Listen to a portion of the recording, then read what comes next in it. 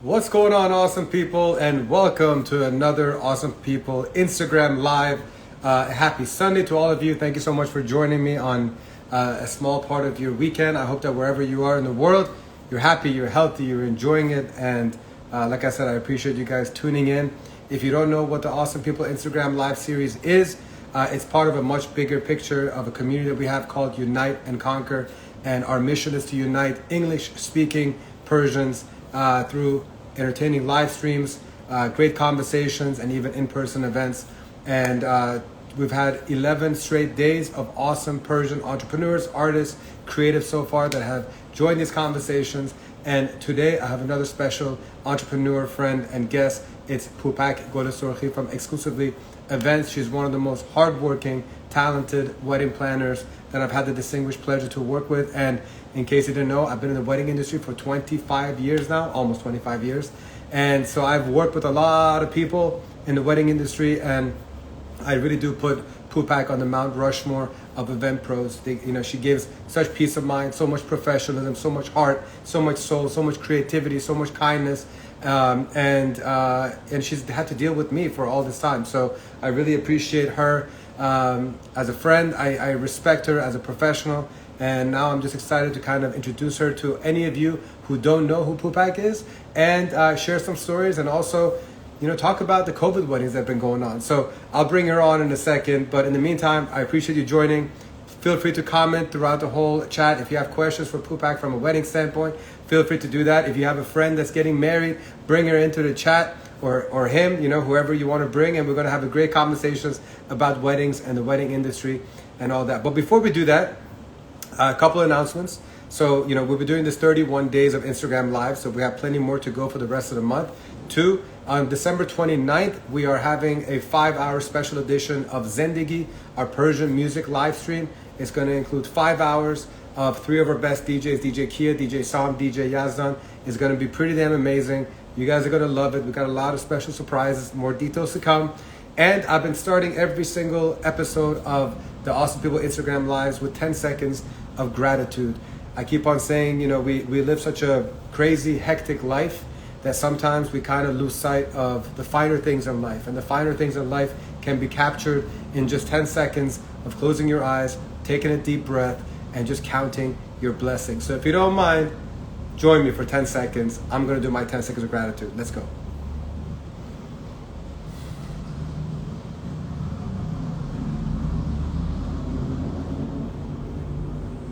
All right, thank you so much. I already feel energized. I hope you are. I'm very grateful for all of you for watching. Thank you so much, much love. And any minute now, as soon as Poopak, the queen bee of event planning, if she clicks the request to join button, Poopak, please click it so I can patch you in. In the meantime, wherever you're joining from, I see some familiar faces. Feel free to let me know where you're from. And, I just want to kind of continue to get to know you guys better. I need to charge my phone. All right, well, good. It's been a crazy day, guys. I see a couple past brides as well. So good to see you guys here. And so Poopak, I'm waiting for that request to join. So it would be great to have you on board. But in the meantime, while she's coming on board, because I know she just chatted me a couple seconds ago. Hi, Sarah Jo, good to see you. We got Bayan, Persian skater. Always telling people, follow Persian skater. She does some great stuff on 4 wheels. Super talented, super sweet. She makes Tadik stuff. We got Pega from Cali. All right, I love my Cali people. Nusha Jun is one of our favorite brides of the past. Me and Poopak had the pleasure of doing her wedding. All right, we got Jake Martin photo. I know who you are. What's up, brother? Good to see you. Oh, good. We got the whole family here. I see Poopak told all her friends to be here, and it's so great to see so many beautiful faces and names. And all right, we're gonna have a good Sunday night, So we just need our star of the show, which is Poopak. So it'll be great if we can get her on board, because guess what? This episode wouldn't be the same without her. So we'll blame it on some technical difficulties at the moment. But in the meantime, so great to see you guys. I see Mariam Rejay. I always see you commenting. Thank you so much. And for those of you who don't know, at Unite and Conquer, really our goal is to do this right here. You see how all around us, there's other Persians. We need to strengthen each other. We need to motivate each other. We need to inspire each other. We need to put a spotlight on awesome people that are doing awesome things, you know, like let's continue to really, like, as they say in Farsi, push the vani, you know, like when you know somebody that's working their asses off in whatever field, it could be medical, it could be creative, whatever it may be, we need to support. Support is probably the most played out word, but it is truly a very understated word too. Like, without support, we can't do all the magical things that every single one of us are capable of doing. You know, you right now, when you're watching, you have an insatiable desire to make this life full of purpose, or else you wouldn't be watching this, or else you really wouldn't be getting up in the morning. And so our goal is to continue to promote you guys that are doing great things. Which reminds me, if you have an awesome person that you would like to suggest or nominate for me to have a chit chat like this, please send me their Instagram page. Please tell me why you think they're awesome. If you know of somebody that is doing something great for the charitable part of the season, you know, we got the holidays coming up. If they're doing something for children, if they're doing something for people that have cancer, that are, you know, in really bad situations, but we can spread the word about the greatness that they're doing to make them happier, please, please, please send me a DM. If I can't get to them this month, I'll get to them next month. All right, Poopak Jun, I see you there. Now you got to click the request to join button, and then we'll patch you right in. So I see another Queen Bee, Bita Milanian. If you don't know Bita, please follow her. She does incredible stuff to lift up Persians, especially women. We got to definitely make sure that our Persian women get all the love and the support that they need, so that we are all the same level, you know. I see Leila Salmandari. Hello, Leila. How are you? Juan Moreno is actually a talented cinematographer in Miami. So even though he's not Persian, Durut, which means hello in Farsi. And so, yeah, so I'm just really just waiting here for Poopak. I'm trying to do my best solo act over here. There she is. Okay, cool. Well, thanks for your patience. We just had to build up the excitement and hold tight. Poopak Jun. Hi, Imanjan. How are you? Good. How you doing? Good, good, good. Thank you for having me. I thought you forgot about us. No, I'm not the most technically advanced person when it comes to this, so it took me a few minutes to figure it out, but I hope it's good, and I hope you can hear me okay. Yeah, here you're fine. You're looking wonderful. The hair's looking great. Thank you so much. So for all those who don't know Poopak, I'm gonna give a little background on you first, Poopak, and then you can go ahead and give yours. But if anybody has seen the movie The Wedding Planner with J-Lo, Poopak is the Persian version of exactly that person, but even more fabulous, more amazing, and cooler than the J-Lo in that movie. But more importantly, she's been an amazing friend of mine for quite a long time, and I'm very grateful for the support that she's been for me professionally and even personally. So Poopak, thank you so much for making time and being a part of the Instagram live series that we've been doing all month of December. Thank you. It's an honor to be here. As always, we love you, and we love what you do for the Persian community. Thank you so much, Poopak. So go ahead and kind of tell in your own words a little bit of background. If nobody has ever heard of Poopak Golesorkhi, give a little bit of background and just kind of talk about how you got into the career of wedding planning.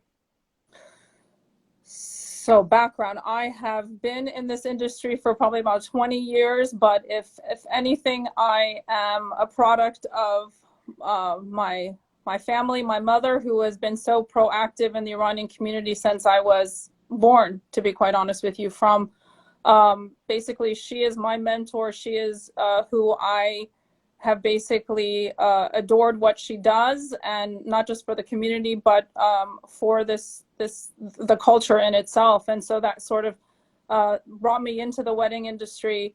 I love, again, the culture from the Persian community, the celebration of the events that we do. So again, it's sort of something that I could say I was born into, quite frankly. Yeah, I mean, I do want to take a moment to give a shout out to Khanum Hajian. Literally, the DMV Persian community really owes a lot of gratitude to the heart and the soul and the effort and the hard work that she's done. And she's always done it so quietly behind the scenes, without any of the bells and whistles, which goes to speak just how much it is from the heart. And so it's clear that her passion for uniting Persians trickled down to you, and you've been doing it in your own right, from helping out with the namaishnames, the plays, from doing the pop-ups like the Rumi one at the Ritz-Carlton, to of course bringing hundreds of thousands of people together on the dance floor as you know, you got two people married in a very spectacular manner. So what a great mother and daughter duo the two of you have been, and we're just recipients of all the greatness that you bring to our community. So thank you, and your mom, for everything you guys do. Thank you very much. Merci. Thank you. Thank you. So I know that you just said that, you know, like you were kind of born into it, but at the end of the day, you know, like you had the choice of choosing any career, anything that you wanted. What specifically was it about the wedding industry, and perhaps even just Persian weddings, because that's really been your specialty and forte? I know you do everything and anything, but you know, you obviously have specialization in the Persian weddings, and you also create spectacular sofreat. So what was it that drew you in? Was there a particular moment that you're like, I can see this being what I want to do on a weekly basis? I mean, I think as a young child, I always saw the different components of the Persian wedding, and I loved the culture, the tradition, the fabric of how, and to be quite honest, it's not just Iranian weddings, but all aspects of the cultures of different weddings. To be, I mean, there's so many parallels and so many similarities between a Persian wedding and an Indian wedding, a Persian wedding and a Jewish wedding. And you start to see that this is not just, it's not necessarily just religious, but it is culture, it's traditions, it's bringing together and uniting families together. And I think that just seeing all that aspect of that celebration, when the families are so united and there's so much love on this very special day and leading up to that special day. And I think that's what really attracted me to continuing working in the special event industry. Yes, I could have done, I mean, there were so many other arenas that I thought about doing, but I always came back to the wedding and special event industry. It's just the creative, I think, that intrigues me, as well as no two wedding is ever alike. It's always going to be working with, and you know, it's working with a client that wants to do different aspects in terms of honoring their tradition and then bringing in maybe something a little bit unique. And I think when all is said and done, I walk away from every single wedding having either experienced something different, something unique, that it keeps me going, basically. So speaking of keeping going, you know, you're definitely one of those people that just hustles and is always on the run, working hard, like an octopus that has their tentacles all over different things. All of a sudden, COVID kind of really shut us down. You know, I mean, the wedding industry or the events industry was the first domino that fell. Still the last one that's going to really be able to stand up tall. We've obviously started having some kind of movement, but we're still not out of it. I want to first kind of get your perspective on what happened on your end when the pandemic shut us down. How did it affect you? Were you able to actually be like, maybe a little breather is actually what I needed? Like, how did you make it through that initial shock of the pandemic? I think initially we were all in the same boat. We all thought it was going to be a couple of months and everything was just going to go back to normal. And then little by little, I think 1 month turned to 2 months, and then 3 months. And suddenly I think everybody in this industry realized that things were not going to be the way they were. And we were just on pins and needles, and we had clients. I mean, we became, I hate to use the word therapist, but that's the reality of what we ended up being, is because we kept trying to give people hope and saying, hey, it's going to be okay, and just give it some time and everything. And then we realized it was 2 months, 3 months, and some of my clients have postponed their weddings until next year. I mean, there are some clients that we have been working with them for almost 4 years now. And I don't think anybody expected this to get to the point where it was just, you know, cancellation and rescheduling, and it was harder and harder because now it was a small window of time when we got a little bit of I think it was in the summer of 2020 when suddenly a little bit opened up, and we got a few of those weddings knocked out, and then we had to go right back down. And I mean, there were some weddings that it was the week before. I remember it was the week before this client's wedding, a 250-person wedding, everything had been scheduled, and suddenly another shutdown took place. It's disappointing, it's stressful, but of course, everyone is concerned about the safety of their guests, their families, their loved ones, and we just had to keep postponing and rescheduling, and we had destination weddings that completely ended up getting canceled altogether. It's definitely been, and then to start up again, the stress of, we had weekends where we were doing 4 and 5 weddings a weekend. Once this reopened up, and so it's been stressful, but I have to say I'm very, very happy for so many of my brides. I mean, this was their dream to get married with friends and family. Things were changed and things were modified, but at the end of the day, that's one of the things that I think I'm so relieved that so many of our brides have been able to get married and enjoy that aspect of the celebration. Would you say that during this, because you have a lot more touch points with bride and grooms, obviously, because you're their confidant or consultant. I get some of that communication, but so much of the decision making is done at your level, because when you decide to get married, the top 2 things is you get the venue. Well, first you need that fiance, but then you get the venue, and then, you want to get that planner to put it all together. Were you getting more of, we're postponing it till a couple of years from now, or were you getting more of like, I'm going to downsize and I'm going to go ahead and get this wedding out of the way? Is it 50-50? Like, what do you see more? It was 50-50. I think we ended up seeing some couples that were okay with the 20, 30 person weddings, suddenly having to scale down and say, okay, I'm going from 200 people to 30 people, just whatever the mandate would allow at that point. But then there were other couples that said, no, we just can't. It's not feasible. It's not possible. A bride's family could have been over 50, 60 guests traveling from all over the country, all over the world, for that matter. And it was just it wasn't doable. So a lot of those larger weddings did end up pushing back to 2022. Are you, like, your feeling for 2022, is it that's the year, it's a breakout year? Is this the one where essentially 3 waves of couples from 2020, 21, and 2022 are kind of all converging together? I think we definitely saw that in the fall, right in September of 21 right now. That's when everything was just insane. Back-to-back weekends. We started to see middle of the week, Monday weddings, Tuesday weddings, Thursday weddings. It didn't matter. It was just being able to get married. A lot of couples are not in a situation where they could push back. Some couples were already planning to live, in different parts of the country. And so in order to, have that wedding, the celebration that they wanted, they had to suddenly look at doing a wedding in the middle of a Tuesday or a Wednesday. Well, fortunately, you probably got a good deal doing a wedding on Tuesday, Wednesday. So there's cost-saving benefits as well. Some, yes. But again, unfortunately, there was also situations where the venues either were not available for the clients, or there were situations where specific vendors, you have your heart set on working with a photographer, you have your heart set on working with an entertainment company, and when suddenly it's not an option, then you're now scrambling to suddenly look at a new venue, a new vendor, and that's another round of stress for the client. Challenge.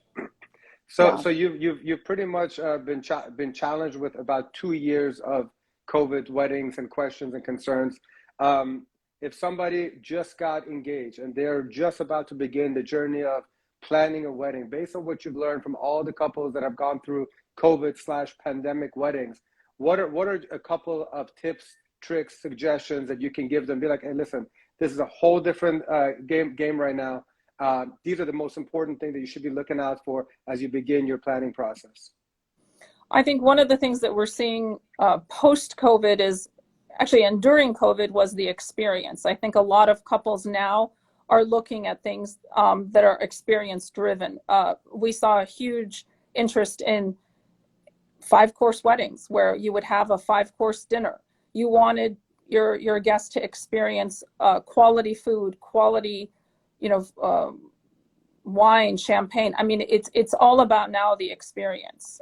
We're seeing that as well from decor, from, I think one of the things I will say is next year, being that we're still in a situation where we're thinking potentially, again, all these new variants could impact weddings.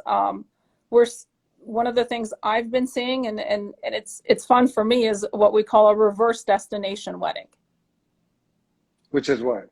Which is, rather than take all of your guests to the south of France, I will create the south of France here in Washington, D.C. for you. Okay, and I will give you a 2-day wedding experience. That's great. Yeah.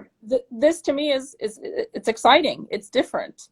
It's, rather than have all of us fly, potentially not be able to fly, let's bring that destination here to you when you walk into that room, whether it's, again, a beach wedding. And you can do that indoors. You can recreate that with lighting. You can create that with entertainment. You can create that with food. And I think that's one of the most exciting aspects of 2022 for me, is being able to create an Italian wedding, but here in Washington, D.C. That's beautiful. So for, when you kind of have to downsize a wedding from 200 to 100, there's like a reallocation of budgeting, because all of a sudden you don't have to spend as much for flowers, for caterer, for even the venue perhaps. What have you seen that like people are like, you know what, now that I'm actually saving money on this part of it, what are they doubling down on? Is it decor mostly more? Is it more entertainment? Is it photo and video? What have you been seeing that people are spending more attention and time that they weren't doing before the pandemic? Entertainment, definitely. We're not just seeing quartets for the ceremony. We're seeing 6 harpists playing for the ceremony. Okay. You're seeing, so the entire National Symphony Orchestra, basically. Definitely, yes. Yeah. Again, I always say there are elements that you need, and then there are elements that you want. And I think right now what we're seeing is that, yes, we need great food, and we need the experience, I think, is one of the things that really is sort of on the forefront of couples. It's basically, what can I do that's different, that's unique, but at the same time, at the end of the day, it's like you said, taking that budget of 200 people and saying, what can I do that's going to create a memory, not just for me, but for everybody that was at that wedding.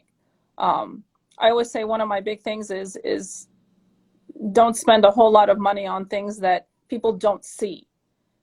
People don't remember, but people do remember. People do remember great food. They remember great wine. They remember beautiful, unique, almost Italian style, appetizer tables and dessert tables.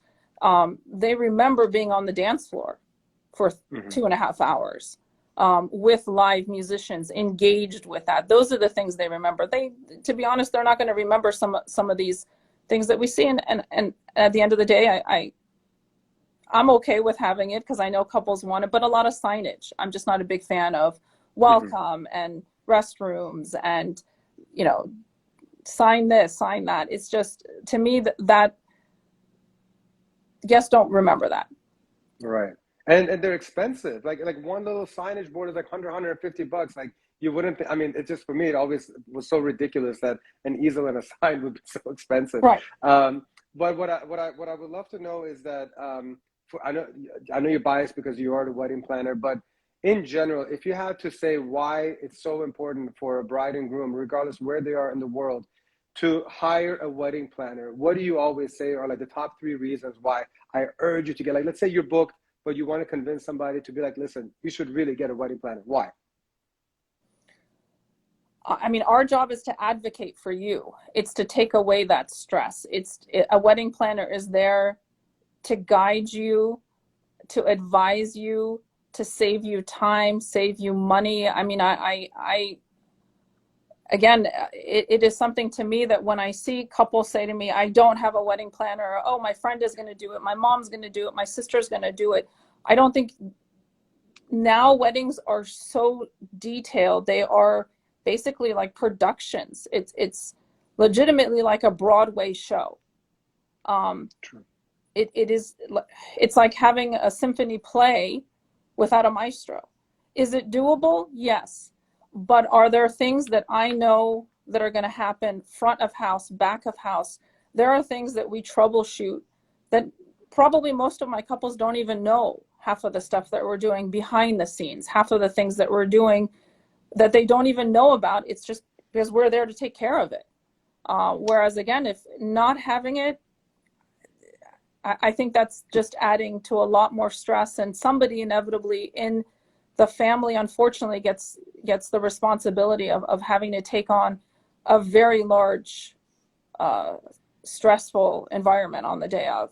And to that point, actually, that's really whenever I try to say that, oh, you need to work with a planner, is, there's a fee for the planner, but what you're really doing is you're avoiding having a loved one have to deal with so much time, effort, doing something that they're not even great at, like only because you want to do it out of the goodness of your heart and help out your mom or your sister or whoever it may be. At the end of the day, they don't have that expertise. They haven't seen all the curveballs that, for example, Yep. you and I have seen after a couple thousand events. And so a part of it, I feel like it's a very selfish move. I hate to use that word for bride and grooms, but it's selfish in the sense that you're spending all of this money and you're not allocating 10% of your budget for somebody who is responsible for 90% of the success, which is pulling it all in together, So, the only thing that I would recommend is do your research and just choose the right event planner, because not all event planners are also, as experienced as advertised, so just doing due diligence on picking the right planner. In the meantime, if anyone here is watching, if you are a engaged couple or bride or groom to be, and if you have a question you want to ask Poopak, feel free to drop it right below so that we can have Poopak answer it. So Poopak, can you kind of share with me just one notable memory that you have, one interesting memory, one thing that kind of sticks out and be like, I will never forget that wedding, whether it was good, whether it was crazy, whatever you can think of. I want to hear one of your favorite memories of all time. Oh my gosh. I don't think you have that much time to hear all these stories. We'll wait. I mean, there are always what I call sort of the good, the bad, the ugly of every single wedding, whether it's, again, the front of house, the back of house. I think probably the stories are always, for me, the good ones. It are the ones I remember. It's, again, that first look when the couple, or that anticipation before the bride, because I'm seeing it. I'm the one that's seeing it firsthand. The bride in hair and makeup, getting ready, the groom getting ready, and it's that I think that moment where they're seeing each other for the first time. I think those memories stay with me a lot more than just the logistics of the setting up in the back of house and the front of house. I mean, there's always going to be weddings that were, I guess, exciting. I mean, we had, at one point, I remember we were doing a wedding and Bill Clinton walked in one of my weddings. There are all kinds of moments, fun moments, exciting moments. And I think that that's the difference with every single wedding. And that's why I do what I do, is because I never know what I'm going to get. Nothing is identical. The timelines might be the same. A little box of chocolate for you. Absolutely right. Yep, absolutely right. What are, I mean, one of the things that I've noticed, I've had a front row seat to the friendships that you built with a lot of these brides. I mean, and there's genuine friendships that have been built through all these years. How important is that to you, those relationships? That's what keeps me here. That's what keeps me doing what I do, is that you almost become like a fairy godmother to some of my brides during the process. And I formed so many amazing friendships from this. And that's one of the reasons is I always say a lot of my brides are like my little sisters. I'm not just there for the wedding. I'm there when they're having babies. I'm there when they're moving. I'm there when they're opening up their businesses. And I think I'm somebody that, again, I adore my brides, and we form friendships. We form connections that are not just for that period of planning time. It is a period of a lifetime for me. What is one thing that was happening at weddings before COVID that you think that is just that's old time? Like that was such a pre-COVID thing to do. I'm just trying to see if there's one thing that future weddings, because of COVID, are no longer happening. What would you say? Besides really big weddings in the short term, is there anything in particular that you think has been scratched? No, I mean, I think we almost see trends coming and going. I think one of the things, the biggest aspect, I think, from COVID now, post-COVID weddings and celebrations is the client wanting more than just, for example, rehearsal dinners. Mm-hmm. I don't have that formal rehearsal dinner aspect anymore. I think now we're seeing couples wanting to do welcome receptions, themed receptions. For example, the night before, it's a Gatsby themed party. It could be color driven. I think now we're seeing couples who know a lot of their guests haven't gone to weddings in probably 2 years. So now it's a time for them to celebrate, and it's a time for them to come together, dancing and music. And I mean, it's all about the togetherness, whether it's in a small intimate wedding or whether it is in a large, 200, 300, 400 plus wedding. The last thing that I want to ask you is, if there is somebody right now that is considering to get into the wedding planning industry, what do you recommend? Like, what's the path that you would recommend if somebody wants to go down the wedding planning path? Feel free to message me, and I'm happy to talk to you.